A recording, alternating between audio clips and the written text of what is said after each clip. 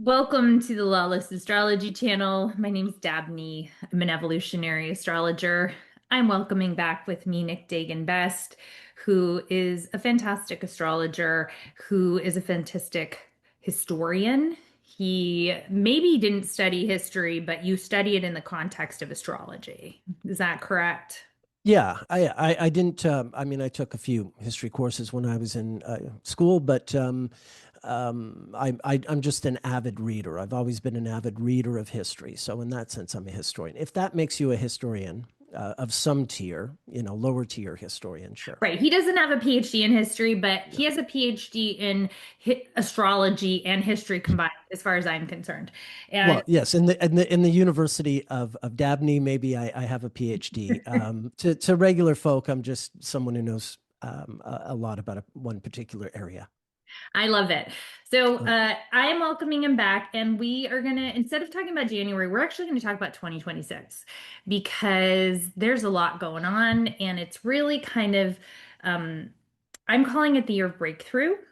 Mhm. And I want to hear what Nick is calling it and what he thinks. But Nick, do you have anything going on specifically that you would like anybody to be aware of? Obviously, you have your channel. You do readings for people. You Yes, I do. busy. Yes. Let me know what's going Yeah, absolutely. I'm available for bookings at nickdaganbestastrologer.com, and I'm actually offering a rebate for the new year. People like to get their year overview, so I'm offering for a limited time, right up until January 7th, a 25% rebate on my usual rate for 1 hour consultations. You just use the promo code 2026 when you're booking an appointment, 1 hour astrology consultation on my website, nickdaganbestastrologer.com. And yeah, you get 25% off until January 7th. So hop on that. So, yeah, thank you, Dabney. on. Thank you for giving me that. And just everyone, he's Canadian, so he says rebate, but he means coupon code. So That's what I mean. Yeah, yeah, that's right. people Yeah, have yeah. said to me before, is it a rebate? No, I'm not yeah, thank you. Thank coupon you. To me, those words are interchangeable, but I realize they probably aren't, or you prefer one over the other, yeah, okay, discount, whatever. I'm sorry. I'm an astrologer. I'm not a salesman. So there You're you not a go. Although marketer. Like I'm not a marketer. so I just brought that up because I remember last time people asking me, like, did he mean rebate or did he mean coupon? He means a discount, pure and Yeah, a simple, discount. whichever Yeah, way yeah. you You want. you you enter the four numbers and it gets you the percentage off. Whatever word you prefer for what that is, that's what it is. Perfect. So, yes, and I've had some wonderful reports about his readings, and they're very affordable for Yeah, the level of astrologer he is. And so, thank you. so definitely, if you'd like to treat yourself, please do that. Okay, so let's talk about 2026. The first thing that I would like to say is that I got a card deck from my friend um, for Christmas. She came over and it's called Cynical Affirmations. Now, Nick is not like a card guy, so we're not going to be pulling tarot cards. However, I did think this was very apropos for this particular uh, video. It says, "Don't cry because it's over. Smile because eventually everything will be." And to me, that felt a little bit like, yeah, as we go into 2026, the things that are ending now that we're crying about, it's going to be a whole new ball game next year. So, where would you like to start for 2026? Yeah, well, I mean, 2026, some of the most sort of desirable looking astrology, shall I say, happens right at the get-go. January actually looks like a pretty special month. That, yeah, if things really are going on some kind of strange turn, then this is maybe a chance to check in with your loved ones, spend some time with the people you most love being with, and just generally enjoying the holiday season just a little bit further into this new year. What we're going to have is, as Jupiter is in Cancer, and since the sun is coming into Capricorn, Jupiter is always at its very brightest in the sky when it's directly opposite the sun. But what's going to happen this year is not, I mean, that happens once every year as Jupiter will be opposite the sun. We get a very bright Jupiter.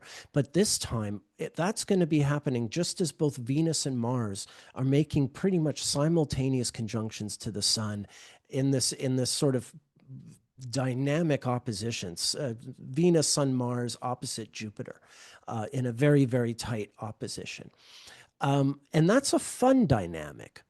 I mean, at the best of times, it can be a standoff between two worthy adversaries, but I think in friendly settings, it's good rapport with the people you're with. In the best So what would you situations. suggest as a New Year's? Is that like right around New Year's or was that the first? It's going in. It's the first 2 weeks of January. The culmination is the second weekend of January, January 9th and 10th. But even the previous weekend is very good, in my opinion, astrologically. For most people, I mean, I guess for some people, there's something's going to be wrong with the transits that doesn't jive with their chart. But I think, insofar as we're capable at analyzing the astrology of a month and having an overall, chirpy view about it, I think there's something to be said for January. On a personal level, like I said, things can be happening in the world that maybe aren't so great which is always, but on a personal level, in terms of really connecting with the people that you either want to stay connected to or that you want to begin connections with, any of that nature. If you are sort of coming out of an isolation period, it's a really excellent time to shake that off and get out there. If you're the kind of person who has been thinking, I've been alone too much, I've been isolated too much. January is a really great month to reverse that, without it being some kind of big big deal, but just to exercise that muscle, to spend that time, which is always meaningful. You never know with those people that are important to you. So it's a good month for that. January is really something to look forward to. As we move into February, all these Capricorn planets, because Mercury will be following on that Sun, Venus, Mars, the four of them join Pluto in Aquarius, and we get a 5-planet stellium in Aquarius. So all our Aquarians out there are getting birthdays with a massive stellium in their sign. And so that makes it complex. I mean, it's going to ultimately mean very different things to very different individuals because those are 5 different planets all sort of merging, and different people's charts will have different existing relationships between those same planets in their natal charts, and that's how that relationship would play out individually. But needless to say, it's a lot happening at once.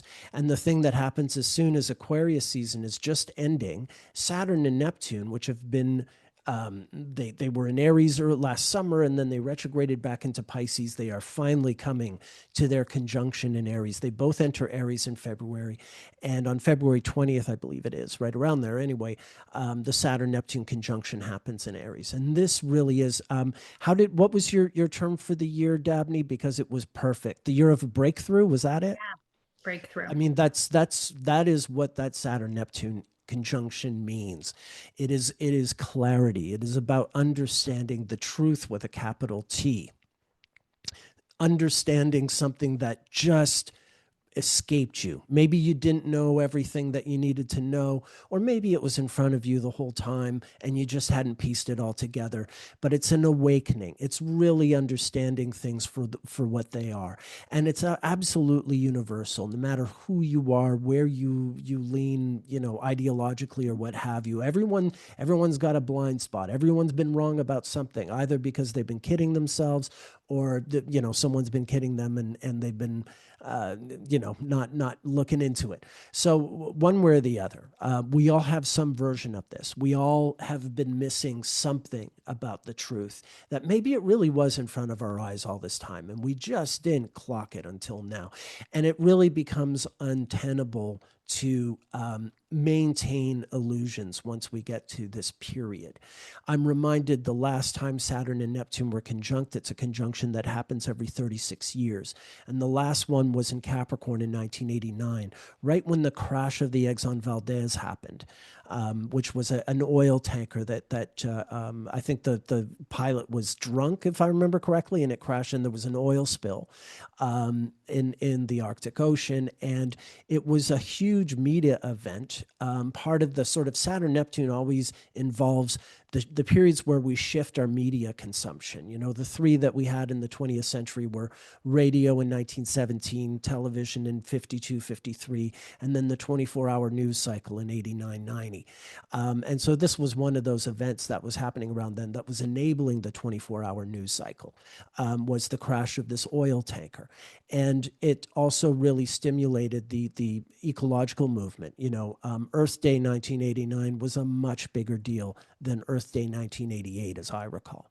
And it was that kind of awakening, people really understanding the consequences of oil and ecological disasters of that scale. And no doubt, you know, a lot of, you know, new recruits to the environmental movement were created with that event. So Yeah. you get that kind of thing.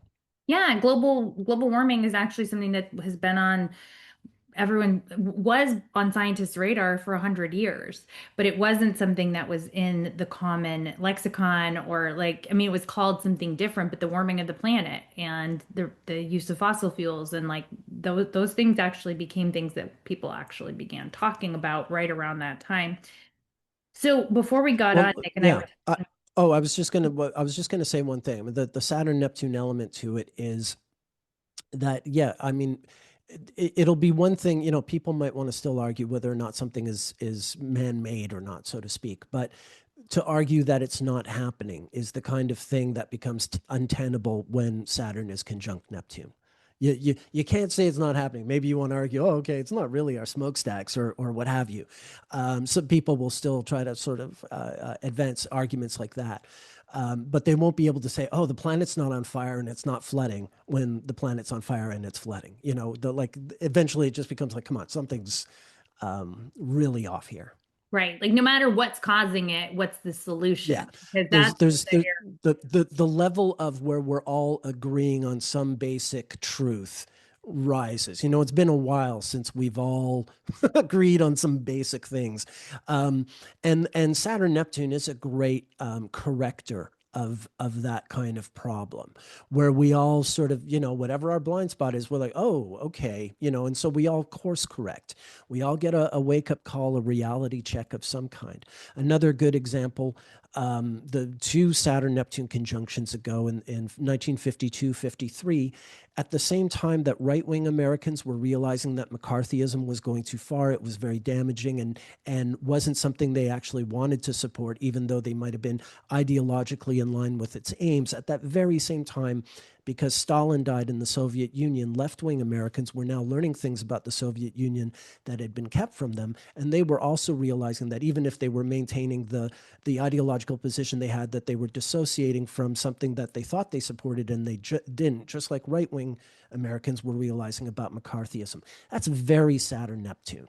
You know, everyone, no matter, it's like, okay, you got good values, you're smart, you're well informed, fine. No matter what, you're still prone to misfiring somewhere or misunderstanding something, or you know, something's been kept from you, perhaps, you know, sometimes.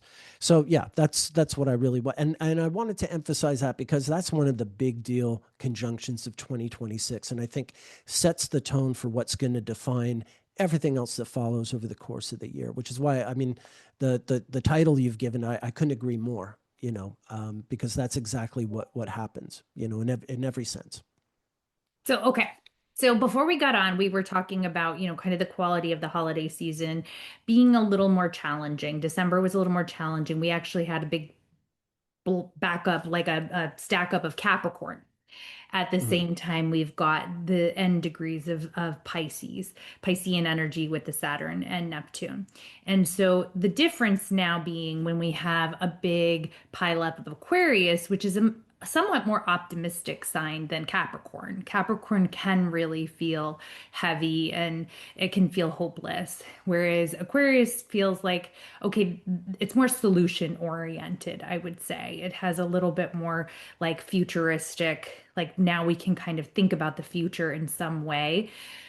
So I know that you have some reservations, or I don't know the exact word that you have for the Saturn Neptune, but I believe the Saturn Neptune you do think being the defining piece of this year, or Oh, that's yes. okay.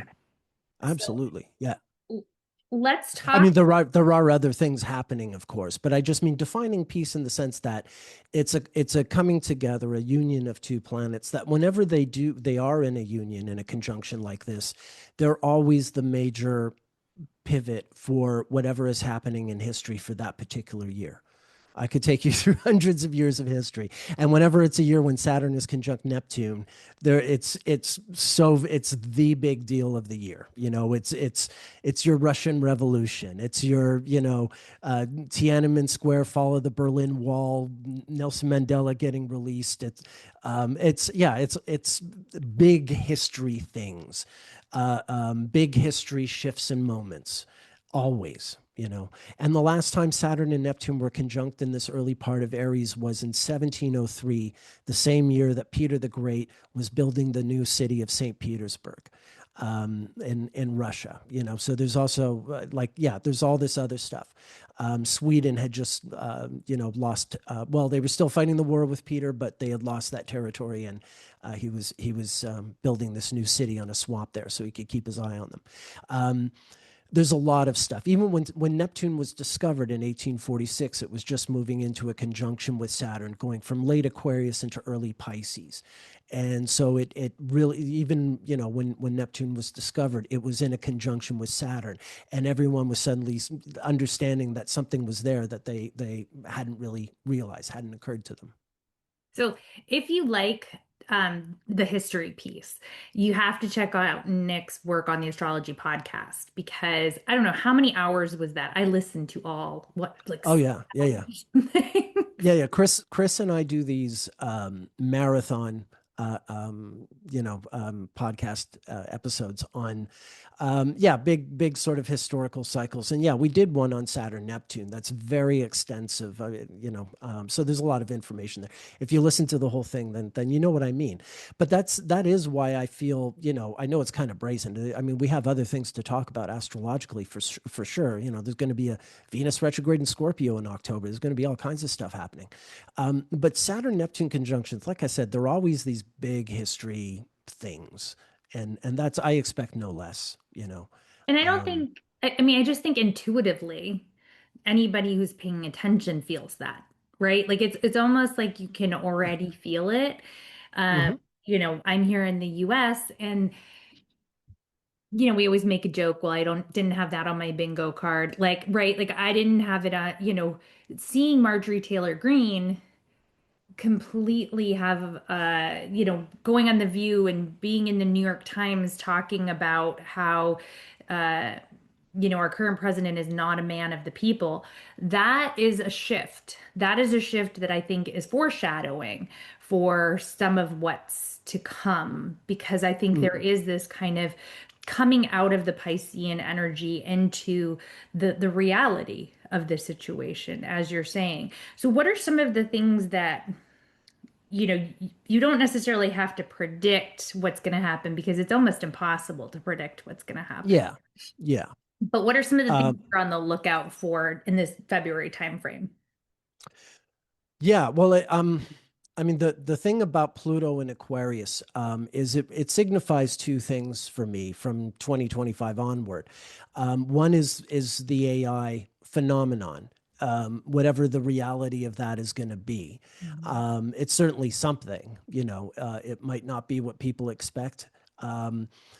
But it's a thing. And then the other thing, of course, is the Trump administration, precisely because Inauguration Day on January 20th was the day that the Sun joined Pluto in a conjunction, the first one in Aquarius since the 1790s, just before Napoleon came on the scene, or just as he was coming on the scene, and um, yeah, it said everything to me. It was one of the configurations that were part of the reason that I predicted Trump would be the winner.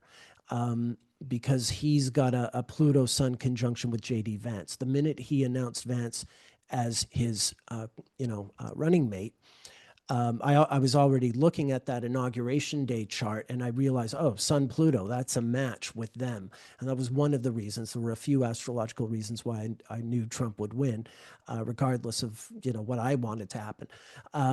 And yeah, that's part of it.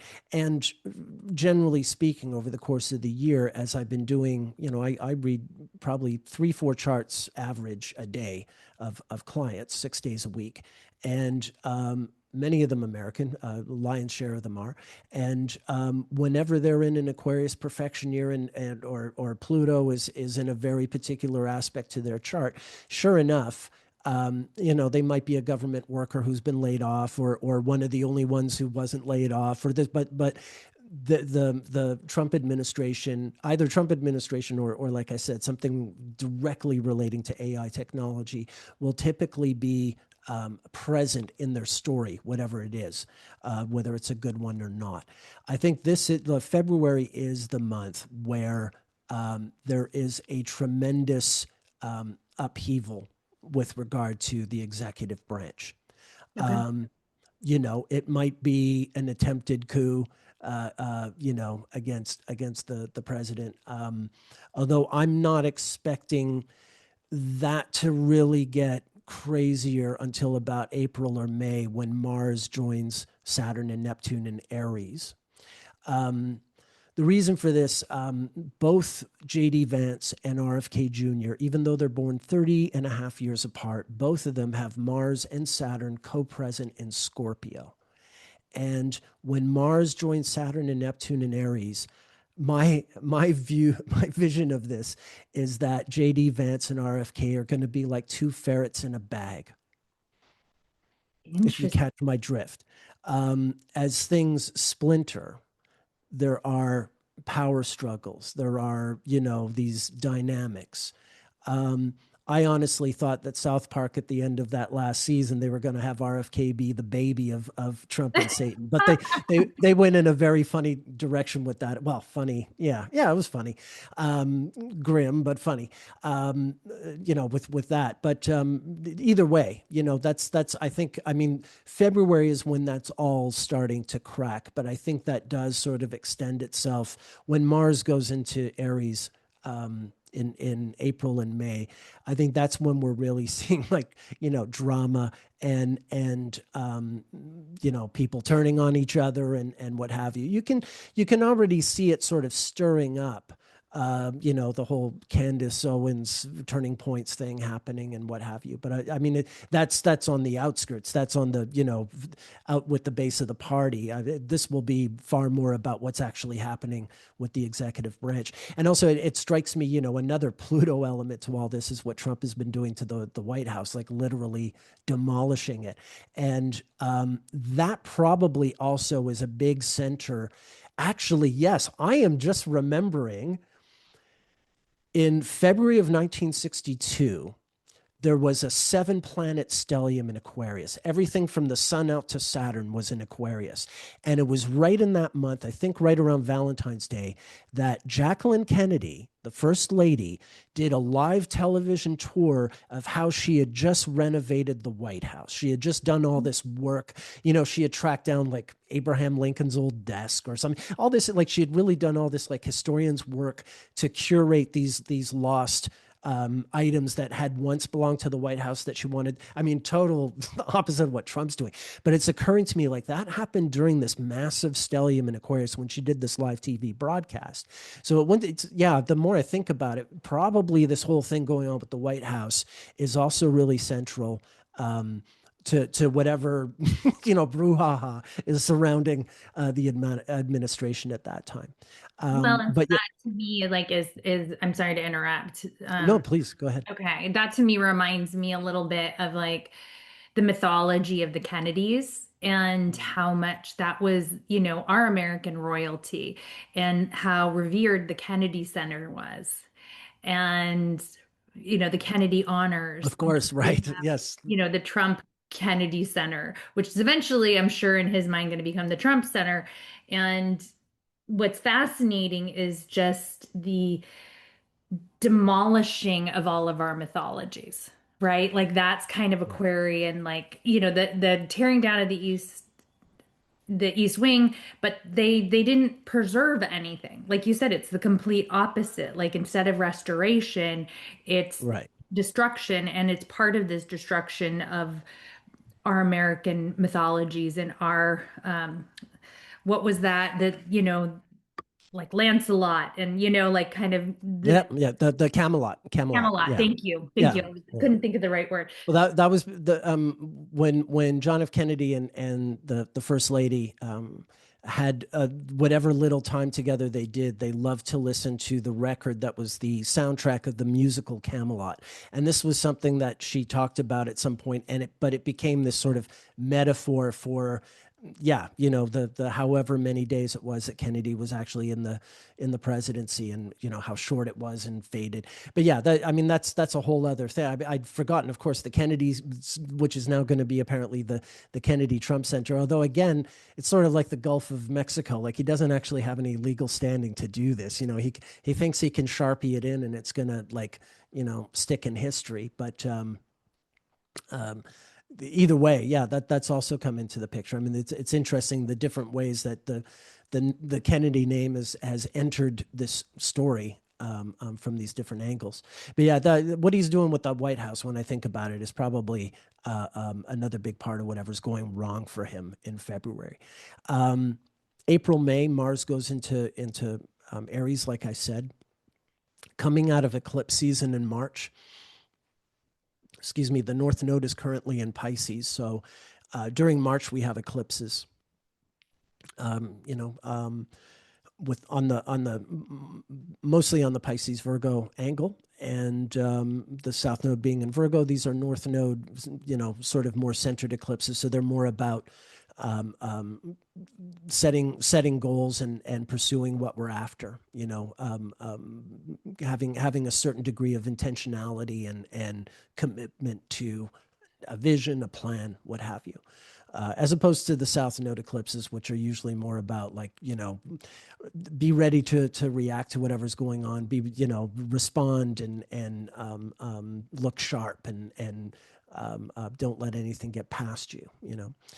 So yeah, they're two very different ways of being. So as we move from February to April, we go through that eclipse month, which is a sort of shift in terms of it has more direction than the South Node period. And, you can break every year into halves of when we get to a North Node eclipse, the next 6 months are sort of more North Node centered. Then we get to the 6 months later, the South Node eclipses, and we're in sort of that phase for 6 months. So, I mean, it's a very broad thing. Again, everyone's chart is different and reacts to things in different ways. But insofar as we can speak of this thing as a unity, yeah, once we get to March, we are in a more sort of determined, forward moving perspective. And having Mars then in April join Saturn and Neptune in Aries really moves a lot of things very quickly. And probably by the time Mars is leaving Aries, a whole bunch of things have happened in a very short period of time. Um, yeah, Mars went retrograde in Aries in 2020 in the second half of the year, during COVID and the election, and just up to the January 6th. And yeah, talk about a lot of things happening in a fairly short period of time. But I mean, this is less than that because Mars won't be retrograde, but all the same, with Mars moving in with the Saturn Neptune. Um, yeah, and there are going to be some shockers, no matter how jaded you are, no matter how it plugged in you are, online or not online. Like, it'll just, like, there'll be no hiding from the truth. Um, So let's talk a so little bit about Aries, right? Because it's a different yeah. quality of energy. Hmm. So on the positive side with Aries, you have focus and you have loyalty and you have action and you have decisiveness and you have a sense of autonomy and authenticity. And it's a cardinal sign. So there's actual action and direction. On the And it's also can be the highest expression of Aries is courage. It is looking at things that scare you and doing it anyway. Now, the flip side of Aries is kind of a fearful sign. Now, it doesn't get that reputation, right? It gets the reputation for being brave and bold, and but a lot of times that can be bombacity that is covering fear. And so on the negative side, it is fear that acts out, that can be a bully, that can be aggressive. It can not necessarily be thinking about it's like not thinking of the consequences, just plowing ahead. And so I definitely think of like the way that they are trying to make ice, like they're not thinking necessarily Mm, the long-term consequences. They're thinking right. about like, this is what I want to do. This is what we're going to go do. And like it's action. They've closed the border. Okay, but then what are the downstream implications of this? So those are sort of kind of some of the also in the sign of Neptune, we have Christian nationalism. We have kind of this warrior energy for religion. However, there's also on the flip side of that potentially the ability to chart your own path when it comes to religion, not stepping in line with what everyone else says, kind of finding your own authentic way. So, what are some of your thoughts on Aries so people can kind of understand where these energies are going? Yeah. I mean, I find like certainly with a lot of the Aries I've known, there is a heroic impulse, and they're pretty good at standing up for other people. Yeah. They're not always good at protecting themselves. They might feel so heroic that they think they can take a beating. Like it's more important to protect other people who they'll view as, defenseless or what have you. But they're supposed to be able to take what other people can't. So there can be this kind of masochism sometimes involved, because the heroism is for protecting other people, not for just protecting myself. So that you do get that with a good deal of that sign. I think with this particular, like the 2026 variety of Aries, is something that we haven't seen in a few centuries. To have Mars, Saturn, and Neptune all in that sign in the same time, and of course the Sun and Venus and Mercury will all be moving through that, as co-conspirators over the course of that period. Yeah, it would not have been since the early 1700s that it would have been possible for those three planets to be in the same sign at the same time. Mars and Saturn in Aries, sure, but even that is only, yeah, it hasn't happened since the 20th century, since the 1990s. So yeah, there's a lot that is very unique about this particular alignment, and I really think with Mars being the sign ruler and coming in and hitting the Saturn Neptune, even though the conjunction has already done a lot of its work, like suddenly we all sort of have realized some things, that hadn't had, like I said, hadn't occurred to us, or new revelations come, or what have you. So that by the time we get to April, we're acting on things, and maybe it even stirs up a kind of you know really strong proactive push toward getting even further into the truth. You know, um, so yeah, I mean that's the thing. I mean, I think we can all kind of look around and guess some of the things that might be coming out of this. But yeah, some of this is already sort of surfacing and has been for months now. But April and May is when it's just no matter how much you think it's already felt like documents being released and things just spilling further. To my mind, it's really when we get to April, May, to that springtime when Mars goes through that we're at peak, chaos and crazy, and just like, oh my God, this is true and that's true, and Okay. if there, I mean, I've never been someone who's convinced that there are, alien corpses stashed away on some Air Force base. But like, if there are, that's going to be when we finally see them. You know what I mean? Like it, or whatever it is, or things that we haven't even thought of writing sci-fi about, but happened to be true, and we find out. Um, it's big. It's big. It'll probably be big for science. It'll probably be big, politically, and like I said, Saturn Neptune tends to set the tone of the years in history where it happens. It tends to be the anchor, the pivot That, of I mean, whatever else and is in a going lot on. of ways, that's really the good news, I do think, Yeah. because Oh yeah. like it's actually like, okay, finally we know what we're dealing with. You can't, when everything is under the surface, everything is a dream, everything is foggy, blurry, like people have two different realities, which we've been dealing with now for a decade. Suddenly, like you said, there's just kind of no denying the truth. Now, there's always going to be some people that are going to stay in their own denial of the truth, but the vast majority of us Yeah. are going to kind of take the blinders off. And that's in our own lives, which before we were talking about this, like we've had our own kind of aha moments in our own lives. So each one of these aha moments in our own lives is also connected to the collective, which is a little bit more of what we're talking about here. And so, I've talked about this, like maybe even with you, I can't remember, but like the Epstein files being something that, I always just sort of thought it was so insane, all these QAnon people thinking there's all these high-powered people trafficking children. And like there's actual truth to it, which is insane. Right. Now it's not what was presented in the crazy QAnon world. It wasn't in some pizzeria that didn't actually have a basement, that kind Exactly. of So thing. I mean, there's no But one doing, I don't know, whatever, like sucking blood and like just some seriously insane things.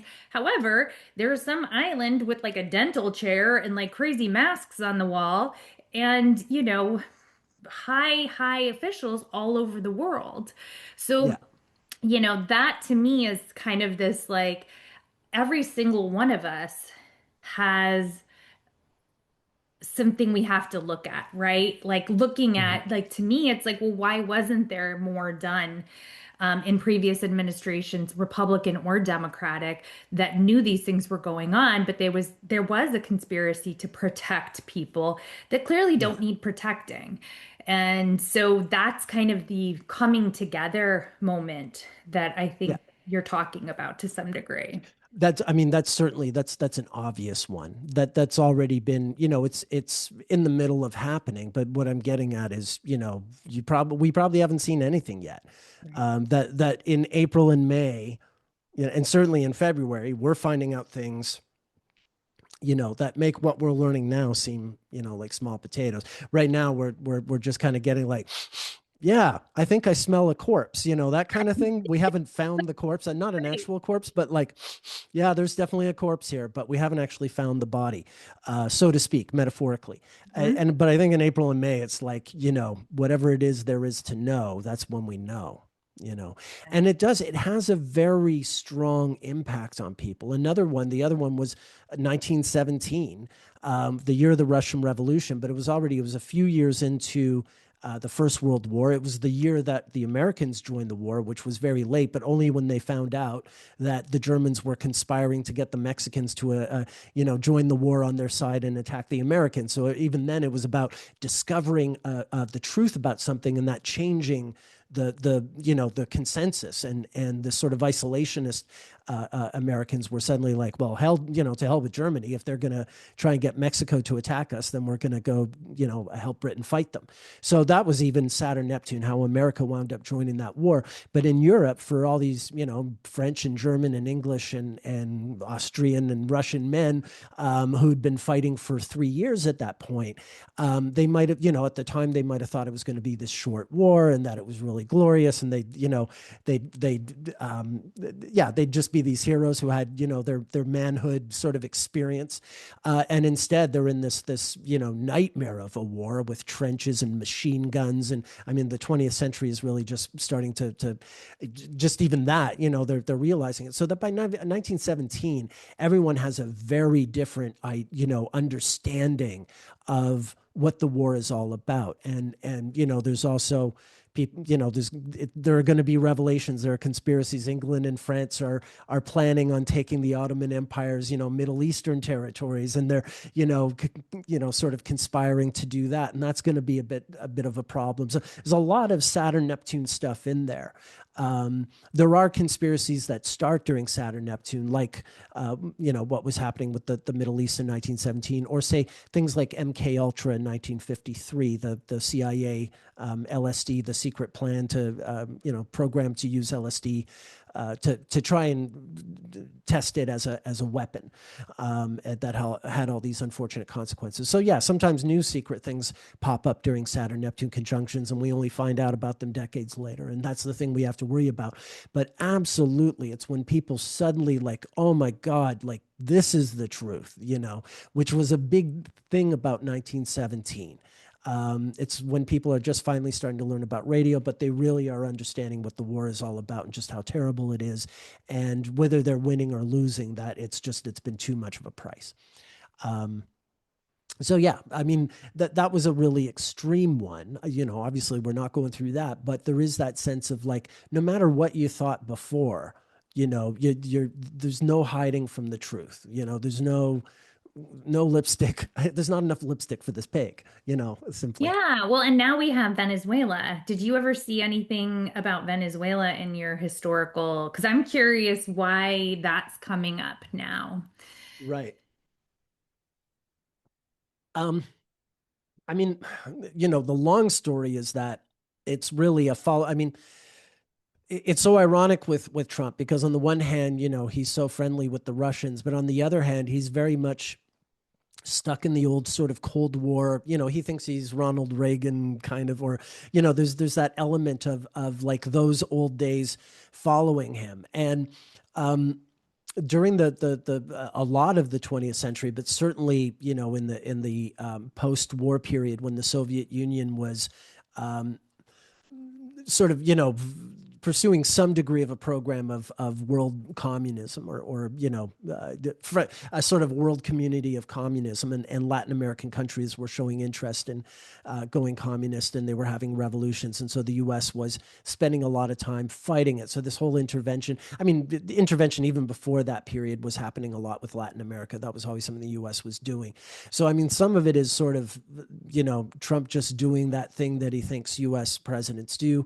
But there are, there are obviously other factors involved. He's very transactional. There's something he knows he wants. I think Oil. it's something. Yeah, exactly. And there's, he thinks he can do it and get away with it. The U.S. has generally gotten away doing what it wants with Latin America, which I think is the other part of it. Like him bombing Venezuela, you could see it almost like a signal to Putin and Xi, like, yeah, what you do to Ukraine or Taiwan or whatever, this is what I'm doing to our local, minions, and what you do to your local minions might be, yeah, if I can do this, then, that's the party. That's the setting the tone, so to speak. So I think there's some element of that too. There's an entitlement. It's this hemisphere. So it's, he's supposed to be able to do it according, to his reasoning.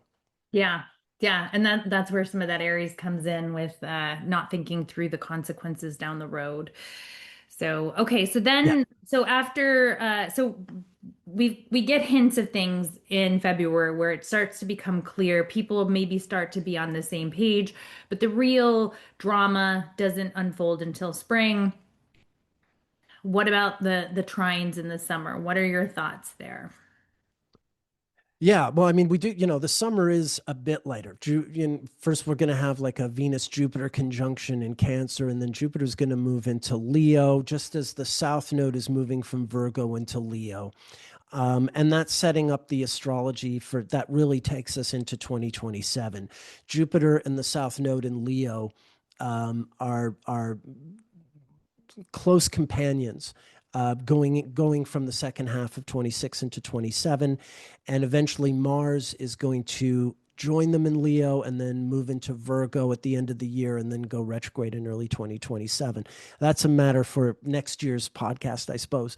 But that whole sort of scenario starts to shape up as soon as Jupiter enters Leo, which I believe is in July, was it? Yes, the very end of June, June Yeah, I 30th. was gonna say end of June, early July. So, Yeah. but July, I watched your other podcast with Chris Brennan where you talked about Mars, Uranus, Oh, and yeah. at that point we have Uranus squarely in Gemini. Yeah. So, do Yeah. you want to talk a little bit about those, July is another kind of banner month, right? It is. It is. I mean, it's hilarious that Mars is going to be conjunct Uranus on July 4th. And supposedly Trump's going to have some MMA fight on the White House, lawn, if you can call it a lawn anymore, which is just The hilarious. I mean, concrete patio. yeah, whatever you want to call it, the Obama deck, Um, anyway, the yeah Mars Uranus on July 4th. If there's an MMA fight, I mean, I gotta say, like, it's not the upsetting, it's not like tearing apart the White House or all the things ICE are doing or what have you. Fairly small potatoes and may be harmless apart from whatever happens to the loser's head. But yeah, the astrology, you can't make that up. I mean, kind of makes me feel like it's going to happen. Like I look at the transits, and I'm not in the business of predicting MMA fights if they're going to happen, but that sure looks like an MMA fight on the White House lawn to me. So I guess we'll see when the day comes. Should be interesting. Um, I mean, the last, his, it wasn't July 4th, but the military parade he had on his birthday was, I think something he wants to, um, yeah, overcome with, a comeback of some kind. So, I mean, Um, it's very reminiscent of like a gladiatorial sort of like he's the king and, fight before me. There is this sense, yeah. but between then, there will be additional No Kings protests. Oh, yeah. And, I think there is one scheduled in February. And so I think we need to kind of see this, I sort of go back to the card. Don't cry because it's over. Smile because eventually everything will be. The reality is this is part of the sort of tragic comedy of it all, right? Like the repetition of the insanity that maybe has played out in previous lifetimes.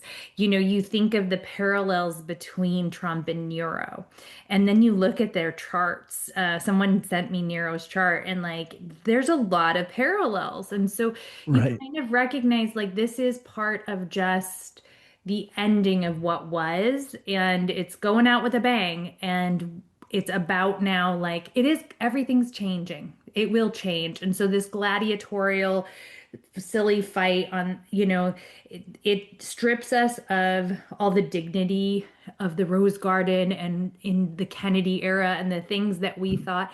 But then, if everything is stripped bare and you see things for what they were, Kennedy was sleeping with Marilyn Monroe. Like, I mean, there's like, there's all sorts of Oh, and many other women. I mean, right, right. he probably only slept with her once, to our knowledge. Maybe it's possible, but the scheduling would have been more complicated. But yeah, he was playing around. Yeah, there were a lot of things happening that Yeah, had just people that we're known at like the time behind they the went to scenes. romanticize. Yeah. Right. And so when you see it all, it in all of its glory, for what it is, it can be hard to take, but it will end. And then there will be a whole new batch of whatever we're dealing with. So, Yeah.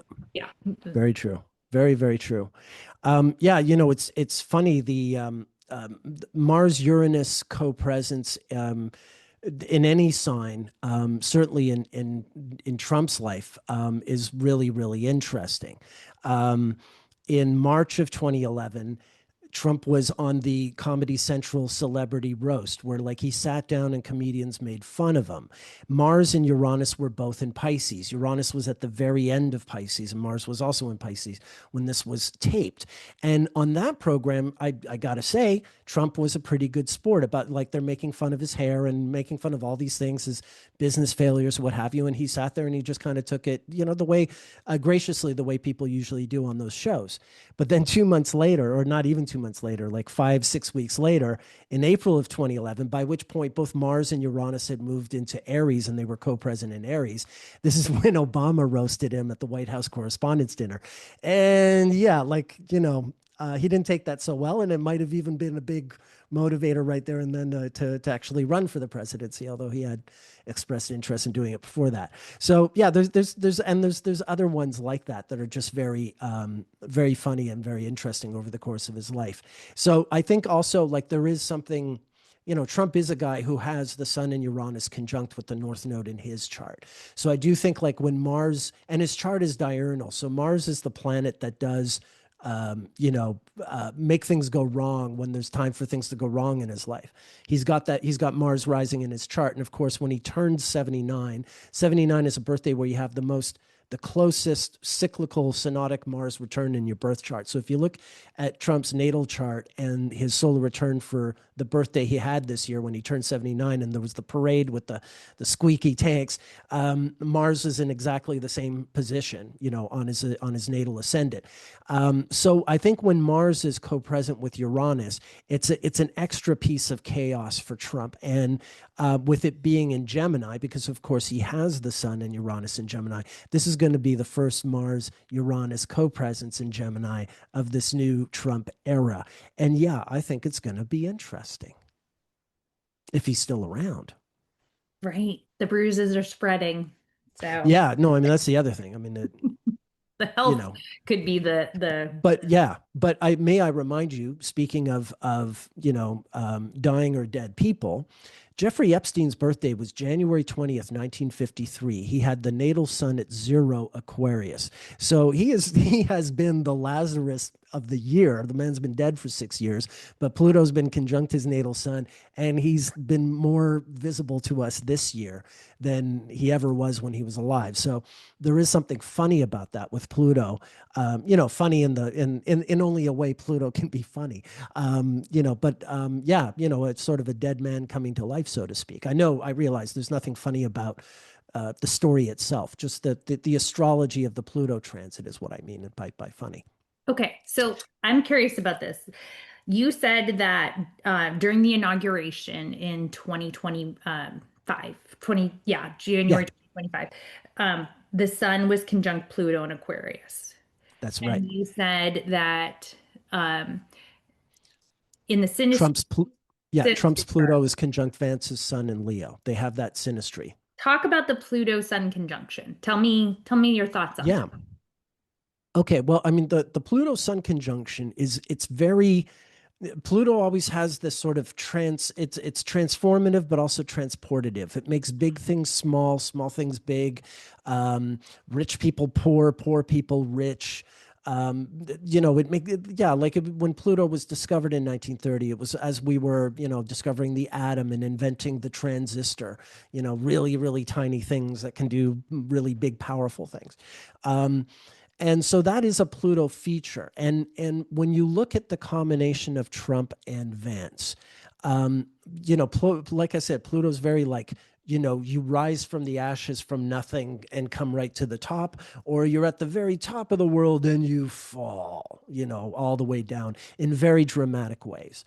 So yeah, the celebrity TV star, is on his way down, and the self-proclaimed hillbilly is suddenly in the top seat of the House. And so it was that contrast. It was looking at the two of them as a pair and understanding the Sun Pluto nature of the synastry. Because Vance is, and apparently this is something that Vance likes to remind everyone else in the White House these days, is that he's the only one in that place who can't be fired because he was elected. So it's And very he apparently, powerful, yeah, and he's powerful apparently power very play. aware of this, and Yeah, the likes of Stephen Miller or Marco Rubio or RFK cannot make that same claim. Those guys can be fired anytime, Interesting. if not by Trump, whoever succeeds him as president, should something happen. So, yeah, that's the Pluto. Very last man standing, in a way, which is Okay. uh, which is what I think happens. Like when Vance comes in, everyone else we've been laughing at, they're gone. They're not his people. He's yeah, he's Teal's guy. So we're gonna, they've got their team ready, and they have Right. since Right. The 2024. reality TV Yeah, show distraction of yeah, Kristi that's gonna be Noem, gone. that's I Yeah, agree. And then yeah, that's really, I think, in some ways when the Pluto Aquarius kicks in, because then we have the dark side of the the tech oligarchs, pulling all the strings. And that's right. when AI is ascendant because we have an AI president. And so this sideshow will eventually end, but then we have the next 2 decades to unwind the oligarchy. Well, So, yeah. I mean, that is the upshot is if there's only one, hierarchy, if there's only a 1%, it's a smaller concentration of people who need to be overthrown. There is a bright side to this. right, and they don't have a cult. They don't have that No, like they, following yeah, yeah, that I think has hypnotized some people into doing things against their own best interest. And that then fades, I think, with these transits coming up. yeah, Okay, so yeah. anything else on 2026 that you think we should Yes. talk about? Okay, Yes, we need let's to go. talk about the we need to talk about the Venus retrograde in Scorpio that happens in October. Okay. Venus goes retrograde in Scorpio every 8 years. It has been forever. The nature of the Venus retrograde is it always happens a little earlier in the sign, about 2 degrees earlier, 2 days earlier than the previous 8 year return, so that eventually it wanders into the previous sign. So the Venus retrograde that happens in Scorpio now, back in the late 19th century, it was retrograde in Sagittarius. If you look at the birth charts of like Winston Churchill or Charles de Gaulle, both of them had Venus retrograde in Sagittarius. Same retrograde, it just gradually into the 20th century wandered into Scorpio, and nowadays it actually is gradually wandering into Libra as well. Hmm. Um, but this Venus retrograde, whether it's in Scorpio or even when it was back in Sagittarius, it always occurs every second midterm, and it's often been the Venus retrograde of those upset elections. Whether it was the conservative rally of 1994 or the yeah 2018 when the Trump's 2 years into Trump's term when he lost some ground. It goes way back, like when um, um, yeah, when in 1946, when Truman was president, and there was this huge Republican majority that was elected to go against him. That's another, those sort of upsets that happen every 8 years happen during these Venus retrogrades. Um, and so, we're all sort of wondering what's going to happen with this particular one. The interesting with this one, it's followed immediately by a Mars retrograde in Virgo in early 2027, and we're entering into a period with the joint cycle of Mars, Jupiter, and the nodes that is reminding me of a few sort of hairy periods in American history that include the Iran hostage crisis, Lexington Concord, the early days of the FDR administration when there was a plot against him. There are these sort of cycles from the past that do tend to be rough. I'm thinking the winter of 2026 to 2027 is like it's a rough one. It's sort of it's the low point before things really actually do start to move forward and improve. 2026 is about us sort of realizing what the truth is. I hope I'm wrong, but I think like the hardest period of our collective history, and certainly in this decade, if not so far in this century, that winter of 26-27 is one that I'm thinking is going to be yeah, not good. Okay, so that could be with the Venus retrograde. It could be that there is a change in the House and Senate. There could be that, but it could be that it's not allowed to happen or something like that. Or Or yeah, or everyone's arguing, but then some new threat to the U.S. Surfaces, and people are scrambling to get it together. right, Um, right, like the things that suddenly happen that change the game, where yeah, you might have this sense of things are going one way, but then they abruptly shift yeah, gears and you have to get it together. And we have the yeah. Uranus and Gemini, which could, you know, be it could be conflict given the fact that there's new energy coming in, new ideas coming in, people choosing sides, and that's tends to be But with yeah, war. but there's also a country that has always been known for being a military, superpower, um, is politically incredibly vulnerable, militarily more vulnerable than it's been in a long time. And in American history, because there'll be this Mars retrograde going from Virgo to Leo. It goes direct in early April with the South Node in Jupiter.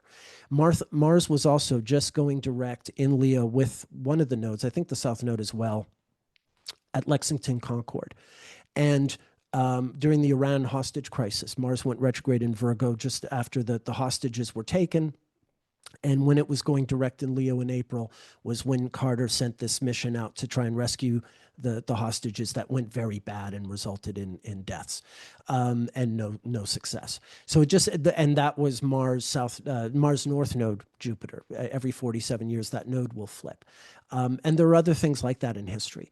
Whenever the U.S. has been under attack, it has always, whether it's Pearl Harbor, 9/11, the first attack on the Twin Towers, the Timothy McVeigh bombing, anything like that, they've always occurred not too long after Mars goes direct, after a Mars retrograde. It's not like every time Mars goes direct, the Right. U.S. is attacked. But whenever it's ever happened, any of those big ones I just named, certainly, those came just after Mars retrograde, within about 2 months or so after them, at the most. So that is a vulnerable time. Historically, it is a time when the country's in trouble. And yeah, like the election could be okay or not. It is always an upset of some kind, but who knows what the upset is this time. I don't want to Right. It could be the overdo will the of the prediction. people is not done. It could be Right. that, And then people are mad and they fight back in other ways, or it could be some external enemy, or it could be some combination of the two. But that's the thing, is I think that winter gets really grim. But as we get further into 2027, those are those moments when the people in the country snap to action, and where they've always been underestimated. Um, what do you read with the Jupiter conjunct the South Node? Because I know as an evolutionary astrologist or evolutionary astrologer, what I think, I can't believe the word evolutionary astrologist came out of my mouth. I, Like, I was you gonna say, I have understand no how, I'm so over objecting to that. Like, go ahead and call yourself an but I astrologist. mean, It's not I the mean, like that, it is actually offensive to me when people call me an astrologist. So I just get a little nervous and tongue-tied when I'm on a video. I'm going to be honest with That's you. okay. That's So okay. sometimes I say things like Lancelot when I mean Camelot, but honestly, just know I'm trying. Okay. I do those too. It's just a funny thing, right? Like if we were just talking, it would be different. Anyway, I don't know that I've ever said that word astrologist in my life.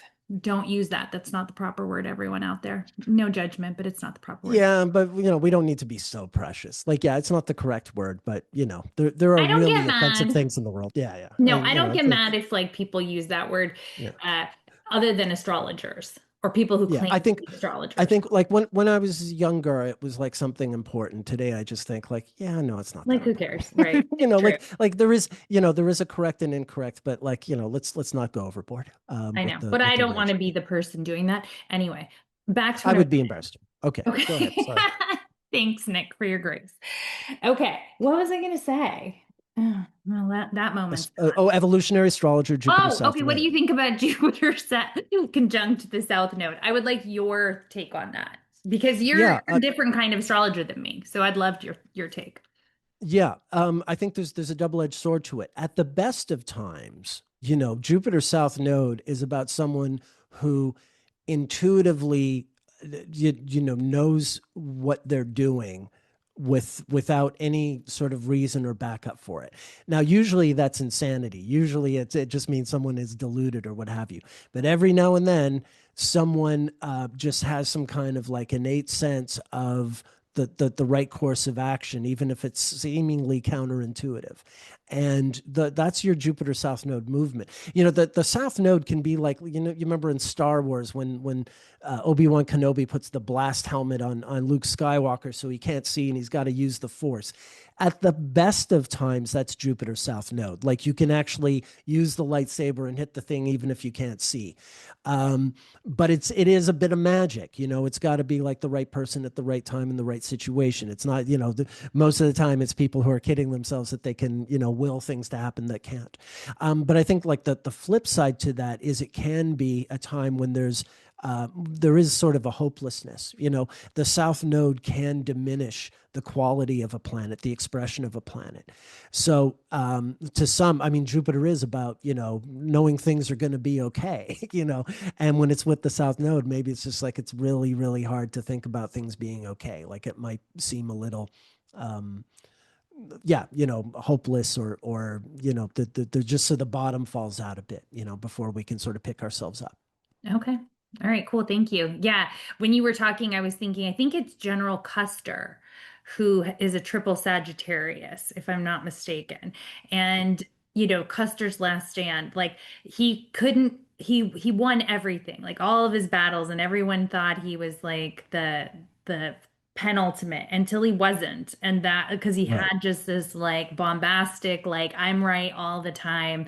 There's kind of that with the Jupiter to me, where it's like just misplaced confidence sometimes too. Yeah, and at Little Bighorn, I believe Venus was just going retrograde in Leo. Yes, it was retrograde in Leo with Uranus in Leo, and Custer was Sun, Saturn, Moon in Sagittarius. We don't know what time he was born. Okay. All right. Lots of Yeah, Sag. yeah, a lot of Sag, but yeah, I mean, very very Sag like in the sense that he th- figured he knew what he was doing and that he was always right. Right. Like this invincibility that then like, oh, Yeah, maybe not so much. yeah, yeah, and he was killed on June 25th, but I believe like the country really only found out on July 4th, like because it was the centennials. He was killed June 25th, 1876. So July 4th, 1876, the country is 100 years old, and people are like, "Oh, Custer just got killed." It's kind of a downer. Kind of blows the party. So yeah, there's that element to it as well. How did you just pull that up so fast? Oh, I have a database of charts I on my know, but solar farm. still, it's very I've impressive. oh no, I have thousands of charts. I've been working my whole life so that I'd be able to look up George Custer in the Battle of Little Bighorn in a flash. All I Did do it? I go into my database, I type the word Custer, and those two charts come up, and I can look at them and analyze them. Yeah, I mean, that's how I do what I do. So impressive. I would have to be like, all right, hang on, everybody. Let me open this and let me scroll this. So I'm impressed. It was like a flash. It was like Thank a you. superhero move. I thought it was cool. You know, I'm impressed when like someone can play the drums really well, and I'm like, how do you do I that? And just he's did like, well, that. duh, I just sat down and practiced for day after day, which is kind of the same thing. Like, thank you for that, but I'm just sort of obsessed, and it's just what I do day after day. So it's it's what I have. It's very cool. I don't Yeah, do that. thank you. Okay. Anything else we need to talk about? Because I don't want to keep you. Oh 'Cause this no, is a no, yeah, lot yeah. to digest, but it's good. This It's is good a lot stuff. to digest. I did, obviously to go into all 12 months bit by bit would have been maybe a bit too much, but I feel I did get to the things that we really want to know about, at least from here.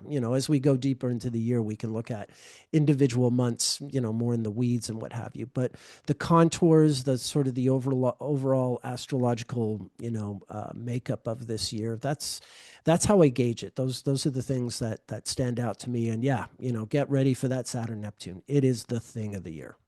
Amazing. Yeah. And I think that I'm going to go out on a limb and say, even if next year is harder in reality, I think that it's going to be more optimistic because you have an opportunity to actually deal with reality.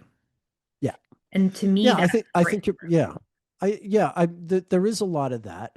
Um I think it can be like things are just so grim that like hope is going to be the thing that you got to have to like get through, like that much more of a precious resource. Yeah. Yeah. And sometimes But like terrible times are what bring people together. yes. Instead of this, like, I don't know, there's every morning when I look at the news, and I think a lot of people feel this way, like, we're really doing this? Like the just kind of the crazy making of like, how is this real? Like that's I Yeah. think the thing that like can just deaden the soul when you feel like it just keeps getting like crazier and crazier, but no one cares. I think people might start to care. Yeah. We'll Yeah. see. We'll see. No, but I think so. I mean, I think so. Um what's happening now in the country. I mean, ironically, it's something that the CIA orchestrated a lot of Latin American and Asian countries to do, to their own governments. And now they're doing it to their own people. It's funny how it seemed like right now I'm thinking like, oh, of course it wound up like this, but it's the kind of thing that was unthinkable until it happened, and then it just seems so obvious. Like, oh, of course, eventually they would wind up doing, after doing this to including Venezuela, but Argentina, Brazil, Chile, Indonesia, Guatemala, that it's now just an in-house operation. It all seems so inevitable, but it's like watching the Tarantino movie, and at the end you're going, oh, of course he's killing the Manson family, like Right. yeah, like at the end it's like, oh, of course he was going in this direction, but until it happens, you're like, what's going on? What's going on? I think it's kind of like that, for me, it's That's a like, great analogy. yeah, no, because when I was watching that movie the first time, I'm like, oh my God, what's going to happen? The Manson family, they're coming for Sharon Tate. And then, well, spoiler alert, Right. it's not history, it's alternative history. He had already made the movie where he kills Hitler in a movie theater. So, I should have known that there was a track record there. But anyway, I digress. The point being, I think what's happening in the country now seems inevitable in this way that it was unthinkable, until it actually happened. It's a really weird way that that's played out. Right. So And yeah, so I, for one, am ready to get out of the insane asylum and get back to a little bit of reality. So that's my yeah, optimistic take for the year that like we can handle whatever they throw at us. I just can't handle being in a straitjacket anymore. So I do think, despite all the sort of somewhat grim things I've said, I do think we wind up with a better version of what we had in a few years' time. But it's not going to happen overnight, and there's going to be some pain to it before we get there. yep. Okay, so last thing, I know I keep trying to wrap Yeah, up and then I keep talking because I'm having sure. fun. I hope everyone Yeah, watching is likewise. having fun. Um, I looked at my transits for the next few years and I was like, oh, for God's sakes, like I don't get a break. Like, because I do readings for people and I'm a very big picture astrologer and I'll be like, yeah, this doesn't look too bad for you coming up. Anyway, I'm getting hit all over the place. And, I had to remind myself, I've been being hit for a few years. I'm like, I'm fine. Like all these wonderful things happened. I started this channel. I started teaching courses. I got to meet you. Like really great things happen even when you're in the midst of very challenging transits. Mm, So try to, if you're looking at your own chart or when you're hearing about what's coming up, try to have that lens of that. And great channel. Go back and look at my holiday video with Doris. She's so good. Doris said something that really stuck with me is that you're not being tested, you're being trained. I that's a loved good one. that. Yeah, yeah, yeah, Yeah, I loved that. yeah. And so I'm going to link her below because we need to get her in the algorithm. So she's a brand new kind of unknown astrologer who started a YouTube channel. She's good. But Oh, good. anyways, look at this year. It's a training ground for the blossoming to come. We're not, we can look at it as being tested because it might suck sometimes, but you can also look at it very Aries training, suiting up, putting on your warrior gear. That's right. Okay. Nick, it's been lovely. Thank you so much. Thank you, Dabney. Just a reminder, Nick Dagan, astrologer.com, promo code 2026 for what do you call them again? Not a rebate. Just call it a Uh, discount. a discount. Okay. 25% discount. There you go. Thank you for That is that. such a good deal, everybody. And I have Mhm. to do my plug. I've been so bad about plugging my course. Plug, plug, plug. I need to plug it. So, it's the last chance. I'm going to put this out on New Year's Day. This is the last chance to sign up this week for my astrology course. If you've ever wanted to start your own business with, let's say you are a tarot reader or you're an astrologer and or you have a business that just and you're not getting readings, I'm doing a whole 5-week marketing course, and included in that is how to start a YouTube channel if that's something you're interested in. But I'm also going to be talking about marketing tactics and networking and things like that. So that's with Synchronicity University and Nadia Shaw, and I'm going to put that link below. And then I have a discount on my foundations course. It's half off for $34 if you ever wanted to learn how to read your own natal chart. And then I'm just launching with 2 live sessions and 5 pre-recorded videos, my transit course. And that's only $89. So if you want to figure out where all these things are happening in your chart this year, that's the course for you. Okay, enough of my plug. So get a reading It was from a good Nick, one. take some classes with me, and remember to like, subscribe, and share. Go over and subscribe to Nick's channel. He doesn't post that often, but it's coming. It's coming. He's working on It's coming. It's the software's about to come out, and when it does, then I've got this barrage of videos I'm getting ready to release. So yeah, I will be very active in the video making business in 2026. So get ready. Oh my gosh. So I'm happy to have him here until he's super busy and won't come on anymore. Okay, everybody, thank you so much. Happy New Year 2026 breakthrough. Thank you, Nick. You take care. Thank you.